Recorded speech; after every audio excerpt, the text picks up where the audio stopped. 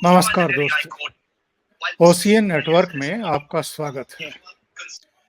आज तो Delhi high court ने कह सकते हैं कि अरविंद केजरीवाल को एक तरीके से निवस्त्र ही कर दिया है। जिस तरह के दावे ये लोग करते आ रहे थे और बेशर्मी के साथ ये कह रहे थे कि ये तो पूरा मामला ही फेक है, फैब्रिकेटेड है, बनाया हुआ है, एक चवन्नी भी नहीं मिली है और अरविंद केजरीवाल की जो गिरफ्तारी है वो गैर कानूनी है। जितने भी समन जारी किए जा रहे थे सबको अवैध बताया जा रहा था। लेकिन दिल्ली हाई कोर्ट ने इन्हीं की याचिका पर, ये दिल्ली हाई कोर्ट पहुंचे थे अपनी गिरफ्तारी को चैलेंज करते हुए कि साहब ये गिरफ्तारी भी गलत है, गैर कानूनी है। लेकिन दिल्ली हाई कोर्ट ने कहा कि गिरफ्तारी बिल्कुल सही है और यही नहीं, बहुत कड़ी और बड़ी टिप्पणियां दिल्ली हाई कोर्ट ने की हैं। उसने कहा है कि केजरीवाल ने ही साजिश रची थी। जो नई आबकारी नीति बनी और साउथ की ग्रुप से जो 100 करोड़ रुपया पकड़ा गया, उसकी पूरी साजिश अरविंद केजरीवाल ने रची थी और अपराध की आय के इस्तेमाल में भी यही शामिल रहे, उसको छिपाने में भी यही शामिल रहे। इसके अलावा एक और बड़ा झटका दिया है हाई कोर्ट ने। जो ये कह रहे थे कि लोकसभा चुनाव से ठीक पहले साजिशन अरविंद केजरीवाल को गिरफ्तार किया गया है, तो हाई कोर्ट ने सीधे सीधे कहा है कि कोई भी कार्रवाई होती है तो वो कानूनन होती है। ईडी ने या किसी भी एजेंसी ने कोई ये देख करके कार्रवाई नहीं की है कि लोकसभा चुनाव है और केंद्र का इससे कोई लेना देना भी नहीं है। ये ईडी और अरविंद केजरीवाल के बीच का मामला है।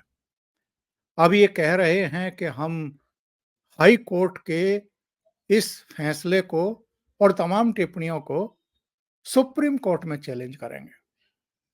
तो मेरे साथ बहुत ही खास मेहमान जुड़ रहे हैं। वरिष्ठ पत्रकार तो हैं ही, कानूनी मामलों के जानकार भी हैं और ऐसी शख्सियत है जिन्होंने 3 दिन पहले मेरे ही शो में ये कह दिया था कि इनको हाई कोर्ट से कोई राहत मिलने वाली नहीं है और अगर हाई कोर्ट से राहत नहीं मिली है तो आप ये तय मानिए कि सुप्रीम कोर्ट से भी इनको कोई राहत मिलने वाली नहीं है, क्योंकि ईडी ने जो दस्तावेज, जो बयान, जो मनी ट्रेल, वो सारा कुछ पेश किया है। बहुत ही सॉलिड केस है ये। इसका मतलब हम ये मान करके चलें कि अरविंद केजरीवाल बहुत लंबे समय के लिए अंदर जा रहे हैं और इनका पॉलिटिकल कैरियर लगभग खत्म मान करके हम चल रहे हैं, क्योंकि ये अकेला केस नहीं है और बहुत सारे भ्रष्टाचार के मामले हैं जिनकी जांच पड़ताल अलग अलग स्टेज में है। तो आज ये जानने की कोशिश करेंगे कि इनका होने वाला क्या है, इनकी पार्टी का क्या होने वाला है और इस केस में अब आगे क्या क्या होने वाला है। अनुपम मिश्रा मेरे साथ प्रयागराज से जुड़ रहे हैं।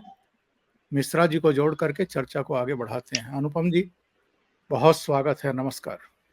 Thank you sir. अदालत के जो ऑब्जर्वेशंस हैं, जो टिप्पणियां हैं, पहली तो टिप्पणी मैं आपकी उसी पर चाहूंगा कि हमारे दर्शकों के सामने आप दें। तो साहब, अदालत के ऑब्जर्वेशंस में पॉइंट वाइज बता दूं। पहले अदालत कहती है, अच्छा हमें ख्याल रखना चाहिए कि अदालत केजरीवाल गए थे। अदालत केजरीवाल गए थे, इस बात को मैं इसलिए कह रहा हूं कि केजरीवाल एक और मामले में अदालत गए हैं। मैं उसका भी जिक्र इस प्रोग्राम में अभी करूंगा सर, इन केस मैं भूल जाऊं तो आप याद रखिएगा। तो पहली टिप्पणी ये आती है कि केजरीवाल षड्यंत्र करता है। हिंदी में बता रहा हूं। उन्होंने कहा कि केजरीवाल कॉन्स्पायर्ड, केजरीवाल ने षड्यंत्र किया, केजरीवाल षड्यंत्र करता है। Kejriwal was involve with the proceeds of the crime, यानी घोटाले से जो पैसा आया वो केजरीवाल के जरिए चैनलाइज हुआ, वो केजरीवाल के जरिए गया।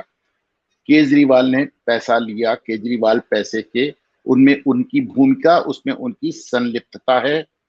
केजरीवाल इसमें ना सिर्फ आम आदमी पार्टी के नेता के रूप में इन्वॉल्व हैं, बल्कि व्यक्तिगत रूप से भी इन्वॉल्व है। देखिए साहब, कट्टरता भी देखे ना, इसे कहते हैं कट्टर ईमानदार। यानी कई कई कैपेसिटी में इन्वॉल्व हैं।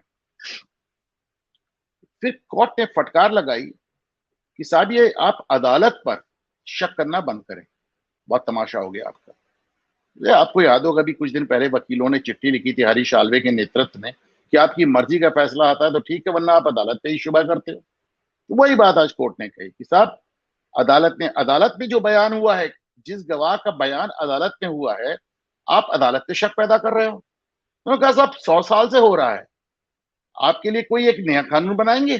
जैसे होता है बयान वैसे हो रहा है, अब आप अदालत पे शक कर रहे हो। फिर कोर्ट ने कहा कि केजरीवाल के खिलाफ ईडी पर्याप्त सबूत और पर्याप्त डॉक्यूमेंट कोर्ट में पेश करने में सफल रही है। कोर्ट ने यह भी कहा, जब अभी इनके इनके जो वकील थे अभिषेक मनु सिंघवी, कि देखिए साहब चुनाव का समय, चुनाव का समय है, हमसे कोई मतलब नहीं। हम यहाँ बैठ के चुनाव देख रहे हैं और राजनीति देखने के लिए नहीं बैठे, हम कानून देखने के लिए बैठे हैं। और कानूनन इनके खिलाफ काफी मटेरियल है, ये हर तरह से इन्वॉल्व है सर, इनको नहीं छोड़ा जा सकता, गिरफ्तारी एकदम जायज है। एक बात और अभिषेक मनु सिंघवी बार बार कह रहे थे कि साहब मुख्यमंत्री को आप कैसे गिरफ्तार कर सकते हैं। अब देखिए लोग इस पर गौर नहीं कर रहे हैं। ओंकार जी, बड़ा इंटरेस्टिंग जवाब दिया कोर्ट ने इस पे। उन्होंने वो जवाब दिया जो केजरीवाल 10 साल से कह रहे हैं। उन्होंने कहा क्या मुख्यमंत्री और क्या आम आदमी दोनों अलग अलग थोड़ी ना। आप कल तक यही तो कहते थे ना कि बड़े बड़े मंत्री, मुख्यमंत्री, प्रधानमंत्री सबको आम आदमी की तरह ट्रीट कीजिए, इसीलिए आम आदमी पार्टी बनी थी। और आज आप कह रहे हैं कि हम आम आदमी नहीं, हम खास आदमी हैं। तो अब आप देखिए कि केजरीवाल का वकील कोर्ट में कह रहा है कि साहब केजरीवाल आम आदमी नहीं है, वो खास आदमी है, उनको आप अलग तरह से डील कीजिए। तब इसमें कोर्ट कहती कि दोनों के लिए अलग अलग कानून नहीं हो सकते। इससे बड़ी विडंबना क्या हो सकती है। भारतीय राजनीति का इससे बड़ा छल तो मैंने कभी देखा ही नहीं कि आम आदमी की पार्टी की आम आदमी के नाम पे पार्टी बनाने वाला, आम आदमी की बात करने वाला, उसका नेता कोर्ट में जाके कहता है मुझे आम आदमी नहीं खास आदमी समझिए, और कोर्ट उसको खारिज कर देती है। एक बात मैं जरूर कहूंगा, मैंने आपने अभी याद दिलाया कि 3 दिन पहले मैंने आपके शो पे कहा था सर कि केजरीवाल को हाई कोर्ट से रिलीफ नहीं मिलेगी। वो मैंने इसलिए कहा था क्योंकि मुझे नजर आ रहा था कि केजरीवाल के खिलाफ मुकम्मल सबूत इकट्ठा हो गए। अब मैं दूसरी भविष्यवाणी कर रहा हूं कि साहब ये सुप्रीम कोर्ट जाएंगे। देखिए इसलिए नहीं जाएंगे सुप्रीम कोर्ट कि इनको सुप्रीम कोर्ट से किसी राहत की उम्मीद है, इसलिए नहीं जाएंगे। ये हाई कोर्ट भी इसलिए नहीं गए थे कि इन्हें किसी राहत की उम्मीद थी। क्यों गए थे? हाई कोर्ट जा रहे हैं, सुप्रीम कोर्ट जा रहे हैं, सुप्रीम कोर्ट से लौट के फिर हाई कोर्ट जा रहे हैं, फिर सुप्रीम कोर्ट जा रहे हैं, इस बहाने इस्तीफा नहीं दे रहे। आप इस्तीफा मांगे तो क्या साहब हमारी तो पिटीशन है, हमारी तो पिटीशन कोर्ट में पेंडिंग है, आप हमसे इस्तीफा कैसे मांग सकते? जब पिछली बार इनसे ईडी ने कहा कि साहब आके जवाब दीजिए, तो बोले हमारी पिटीशन पेंडिंग है, हम क्यों जवाब दे, हम क्यों ईडी से पूछताछ है, पहले हमारी पिटीशन आप डिसाइड हो जाने दीजिए, उसके बाद हम जवाब देंगे। चले साहब वो भी डिसाइड हो गई, जवाब भी हो गया, गिरफ्तारी भी हो गई। फिर उन्होंने कहा साहब हाईकोर्ट में पिटीशन पेंडिंग है, गिरफ्तारी गैर कानूनी, पहले सम्मन गैर कानूनी था, फिर सम्मन सही हो गया, फिर गिरफ्तारी गैर कानूनी थी, आज वो भी सही हो गई।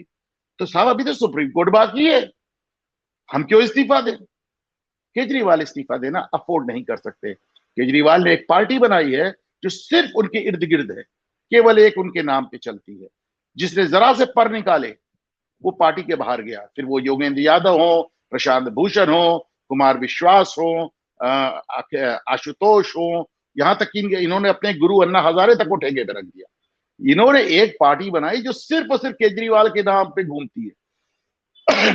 जो शख्स ये कहता था कि केवल केजरीवाल के आरोप लगाने मात्र से लोगों को इस्तीफा दे देना चाहिए, वो शख्स आज तब इस्तीफा देने को तैयार नहीं है जब दिल्ली हाईकोर्ट ने उसको कह दिया कि साहब आप तो आपके खिलाफ मजे के सबूत है, आपकी गिरफ्तारी सही है, तो भी इस्तीफा देने को तैयार नहीं। जो शख्स ये कहता था कि मैं अरविंद केजरीवाल आरोप लगा रहा हूं, सोनिया गांधी को गिरफ्तार करके थाने में बैठा के 3rd डिग्री दो, सब बता देंगे, वो शख्स कहता था कि मैं पूछताछ तक के लिए नहीं जाऊंगा। जो शख्स ये कहता था कि आम आदमी की सरकार होगी, वो कोर्ट में खड़े होकर कितनी बेशर्मी से अपने आप को कह रहा मैं खास आदमी हूं, मुझे आप आम आदमी के बराबर ट्रीट नहीं कर सकते, और कोर्ट को उसको याद दिलाना पड़ता है कि साहब आम आदमी को खास आदमी के लिए अलग अलग कानून नहीं होते। ओंकार जी, आप एक और केस के बारे में बता रहे थे कि 2 केस में ये कोर्ट गए हैं। जैसा ये भी देखिए, विडंबना देखिए, आयरनी देखिए, आप इस केस में भी आप ही गए थे, एक और केस में आप गए हैं सुप्रीम कोर्ट, दिल्ली जल बोर्ड को लेके, सब 300 करोड़ रुपया नहीं रिलीज कर रहे हैं। अब तक सुप्रीम कोर्ट में हियरिंग में निकल के आया कि 2016 से लेकर अभी तक मोदी सरकार से 25,000 करोड़ रुपए ले चुके हैं, 25,000 करोड़ रुपए ले चुके हैं, और जिसमें 2016-17 का कोई ऑडिट नहीं है, गायब है। बीच में एक मेरे ख्याल से 20-21 का बैलेंस शीट रिकॉर्ड से गायब है। अब साहब 20-21 में कौन था दिल्ली जल बोर्ड में?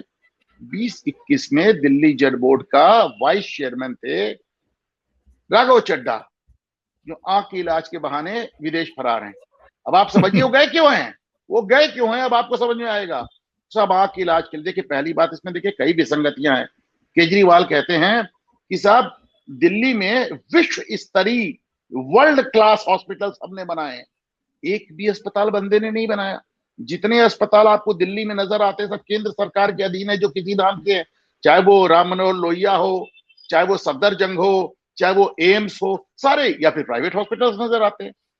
तो कहां है आपकी वर्ल्ड क्लास वो हेल्थ सर्विस? आपके एक सांसद को प्रॉब्लम होती है वो इंग्लैंड निकल लेता है, स्वाति मालीवाल को प्रॉब्लम होती है अमेरिका निकल लेती है, तो आपके सांसद विदेश भाग रहे हैं और आप दिल्ली में वर्ल्ड क्लास हेल्थ सर्विस की बात कर रहे हैं।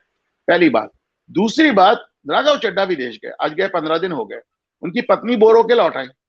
वो वहां से रोज एक ट्वीट करके अपना कोरम पूरा करते हैं और एकदम गायब है। ना वो बता रहे हैं कि मेरा कब इलाज होगा, कब मेरी सर्जरी होगी, कब मेरी छुट्टी होगी। आप सब जानते हैं कि आंख की सर्जरी 5 मिनट की होती है, जिस तरह की वो, लेकिन चले ठीक है, आपका मान लिया बड़ी कॉम्प्लिकेटेड सर्जरी, आप इंग्लैंड चले गए, कब कराएंगे सरकार, कब लौटेंगे? आज आप 15-20 दिन से वहां बैठे हुए हैं, ना सर्जरी करा रहे ना वापस आ रहे, एक ट्वीट करके आप अपना पल्ला झाड़ लेते हैं। ये साहब भागे हैं उस केस में ऑब्जर्वेशन आने से जिस केस में ये सुप्रीम कोर्ट गए थे। वहां पता चल रहा है आपने बैलेंस शीट गायब कर दिया, वहां पता चल रहा है आपने ऑडिट नहीं किया है, वहां पता चल रहा है कि आप 300 करोड़ के लिए गए हैं और पता चला 25,000 करोड़ लेके बैठे। उसके बाद इतना बुरा हाल है कि पिछले साल 14 लाख लोग वहां डिफॉल्टर थे दिल्ली जल बोर्ड से, एक साल के अंदर ये संख्या बढ़ के 17 लाख हो गई, यानी साल भर में 3 लाख लोग और डिफॉल्टर हो गए। क्यों बढ़ गए? इसलिए बढ़ गए क्योंकि आपने मुफ्त पानी का वादा किया, उसके बाद लोगों के लंबे लंबे बिल आ गए। उसके बाद केजरीवाल पब्लिक में खड़े होके कहते हैं, उस समय तक केजरीवाल को सम्मान पे सब बना रहे थे, केजरीवाल को मालूम था मुझे जेल जाना है, मुझे जन समर्थन चाहिए। केजरीवाल खड़े होकर कहते हैं कि साहब बिल ज्यादा आ रहा, फाड़ के फेंक दो। ये उन्होंने कहा, उनके वर्ड है, फाड़ के फेंक दो, मैं सारे बिल ठीक करा दूंगा। तो भैया 14 लाख लोगों ने पहले बिल फाड़ के फेंके थे, अब 17 लाख लोगों ने बिल फाड़ के फेंक दिए। जल बोर्ड बैठने की नौबत आ गई, लोगों को दिल्ली में पानी नहीं मिल रहा है, सरकारी अस्पतालों में वहां दवाएं नहीं मिल रही हैं, दवाएं नहीं मिल रही। लेफ्टिनेंट गवर्नर एक मीटिंग बुलाता है, साहब दिल्ली में इतना बड़ा क्राइसिस आ गया, मुख्यमंत्री 10 दिन से लापता है, उसका कुछ पता नहीं, वो जेल में है। तो मीटिंग बुलाता है तो एक भी मंत्री मीटिंग में नहीं जाता, उल्टे सौरभ भारद्वाज आके वहां प्रेस कॉन्फ्रेंस करने लगते हैं। आपकी हैसियत कैसी है, आपकी औकात कैसी है, आपने बुलाया कैसे हमको?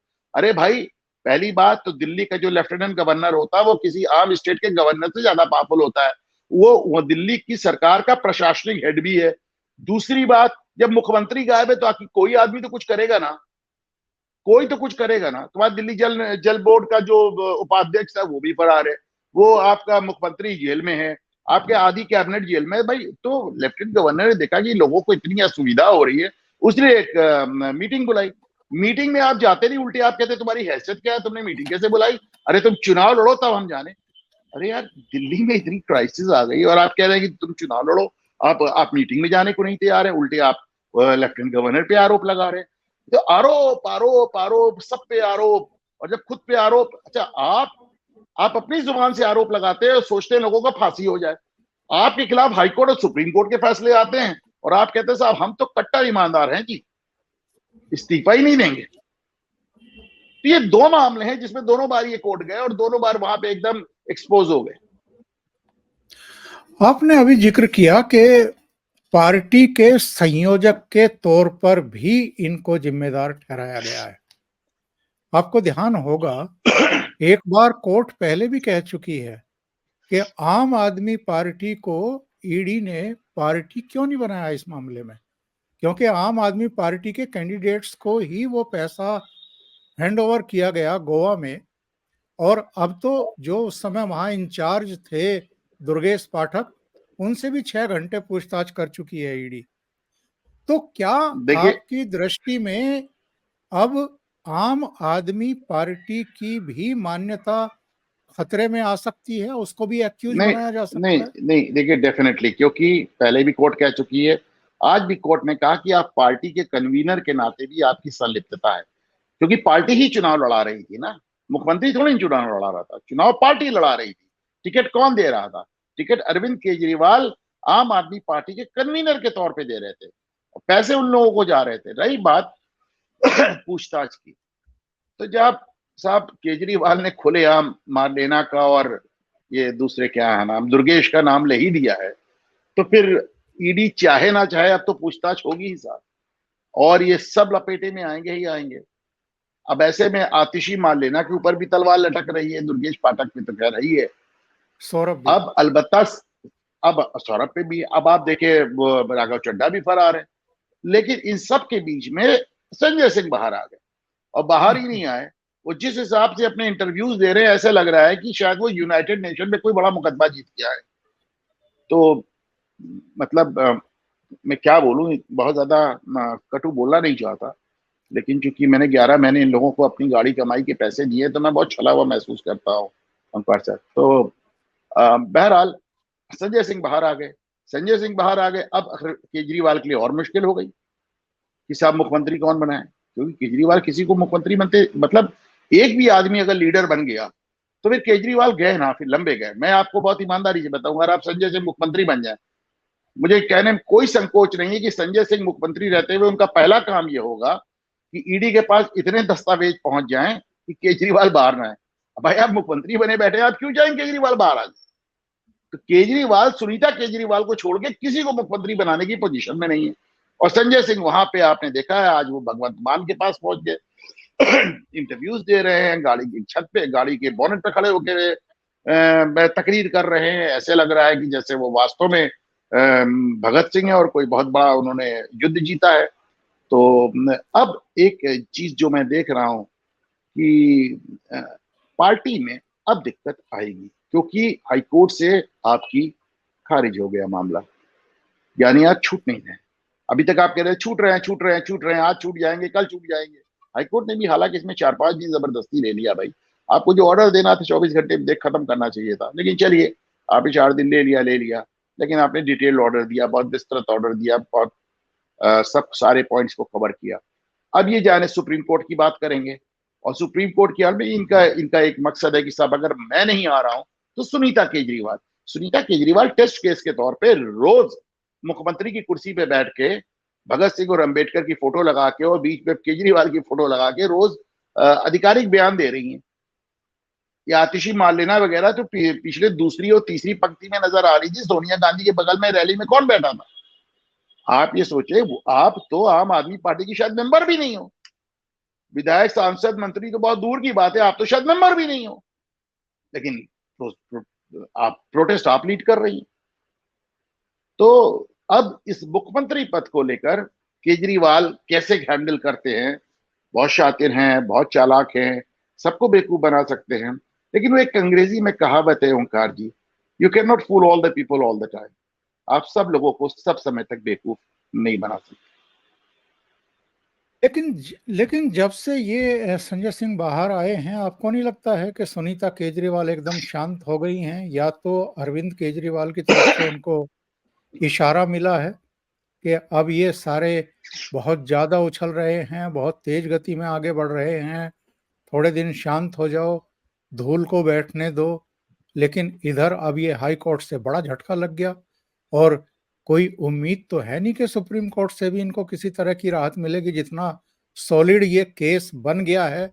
तो ऐसे में सुनीता केजरीवाल को सीएम बनाने का अभी वो किसी तरह का खतरा मोल लेंगे? जबकि हम देख रहे हैं, अभी आपने चर्चा की है कि संजय सिंह आज भगवंत मान से मिलने पहुंच गए, और केवल मिलने नहीं पहुंचे हैं, उन्होंने जिस तरीके से भगवंत मान को पीठ से पकड़ करके ऊपर उठाया और फिर वही जमीन पर रखा। केजरीवाल का अंदाज, वही केजरीवाल का अंदाज, ऐसे लग रहा है केजरीवाल ही पहुंचे हैं। और भगवंत मान ने भी जिस तरह उनके सामने साष्टांग हुए, वो भी एकदम ऐसे लग रहा है कि संजय सिंह मतलब केजरीवाल की अनुपस्थित में दूसरे नेता हैं। संजय सिंह केजरीवाल को विश्वास दिलाना चाहते हैं कि वो केजरीवाल को धोखा नहीं देंगे। संजय सिंह जब जेल से निकलते हैं तो सबसे पहले जाके सुनीता केजरीवाल के पैर छूते हैं। संजय सिंह केजरीवाल को बताना चाहते हैं कि यू कैन ट्रस्ट मी। पर आज मैं अपने चैनल घूमता आईना पे भी यही बात कह रहा था कि वॉशिंगटन डीसी में, अमेरिका की पॉलिटिकल राजधानी में, एक कहावत है कि राजनीति में अगर आपको वफादारी चाहिए, लॉयल्टी चाहिए, तो कुत्ता पाल लीजिए।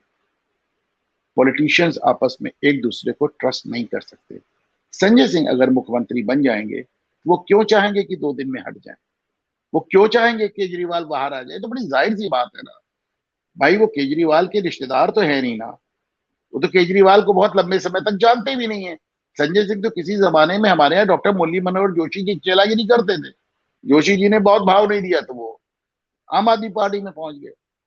तो ऐसे में केजरीवाल संजय सिंह पे भरोसा कर पाएंगे? मुझे नहीं लगता है। संजय सिंह के रहते वो सुनीता केजरीवाल को मुख्यमंत्री बना पाएंगे, और मुश्किल है। तो वही मेरा कहना है कि केजरीवाल आमतौर पे ऐसा लगता है कि उनके पास हर सिचुएशन के लिए कोई ना कोई दांव है, पर अब ऐसा लगता है कि केजरीवाल का तरकश खाली हो रहा है। देखिए, कठिन सवाल पूछ रहा हूं इस मायने में कि अरविंद केजरीवाल बहुत लंबा समय के लिए जेल में रहने वाले हैं। ये बिल्कुल इंडिकेशन मिल गए हैं, जिस तरह के रिमार्क्स आज हाई कोर्ट से मिले हैं और जिस तरह के दस्तावेज, क्योंकि ईडी को बड़ा समय मिल गया अरविंद केजरीवाल के गिरेबान तक हाथ पहुंचाने के समय, तब तक तो बहुत काम कर चुकी थी वो। बहुत सारे लोगों की गवाहियां, दस्तावेज, मनी ट्रेल, तमाम चीजें उसके पास अब आ गई हैं।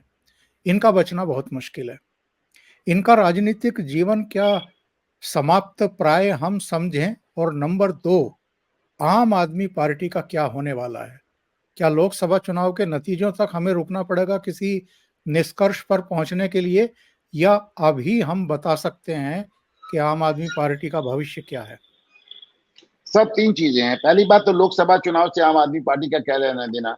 एक आध सांसद निकाल लेते, वहीं दिल्ली में सरकार है, साथ ही हार रहे हैं, 2 बात है। तो वो आम आदमी पार्टी का लोकसभा चुनाव से बहुत कुछ लेना देना नहीं। दूसरे, मैंने आपके शो पे एक बार कहा था कि गुजरात में 14% वोट हासिल करने के बाद ये 3 विधानसभा चुनाव लड़े और तीनों चुनाव में इनको नोटा से आधा वोट मिला। हारे नहीं, जमानत नहीं जब्त हुई, नोटा से आधा वोट मिला। मेरा तब से कहना है कि केजरीवाल लगातार ढलान पे है। केजरीवाल एक ऐसे शख्स हैं जिन्होंने किसी को नहीं बख्शा।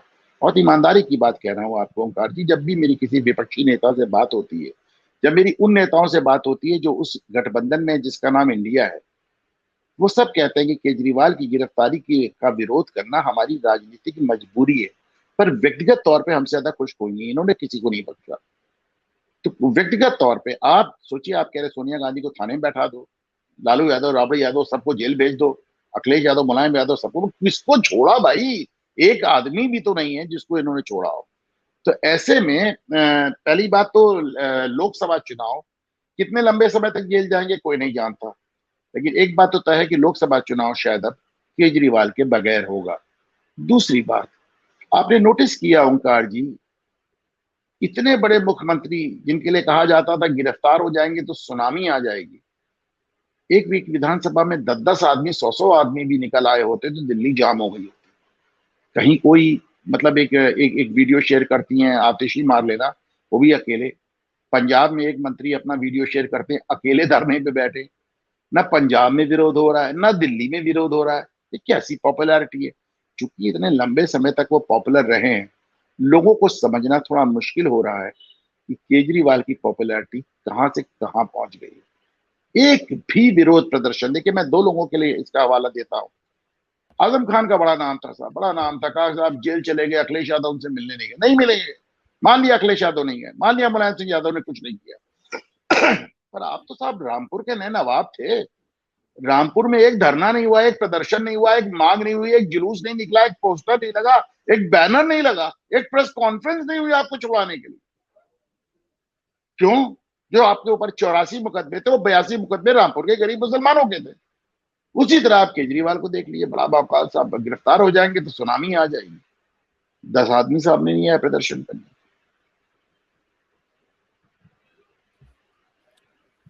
एक और ऐसा ही कठिन सवाल, हाई कोर्ट की टिप्पणियां सबके सामने हैं, केस बिल्कुल साफ है, कानून कोई रहम इनके ऊपर करने नहीं जा रहा है, सुप्रीम कोर्ट से भी राहत मिलेगी इसके चांसेस बहुत कम है, बहुत ही कम है। सुप्रीम कोर्ट से भी फैसला आने के बाद आपको क्या लगता है केंद्र सरकार के पास यहां राष्ट्रपति शासन लागू करने का ये परफेक्ट केस होगा, इनको बर्खास्त करने का एक मॉरल और कानूनी ग्राउंड केंद्र सरकार के पास होगा?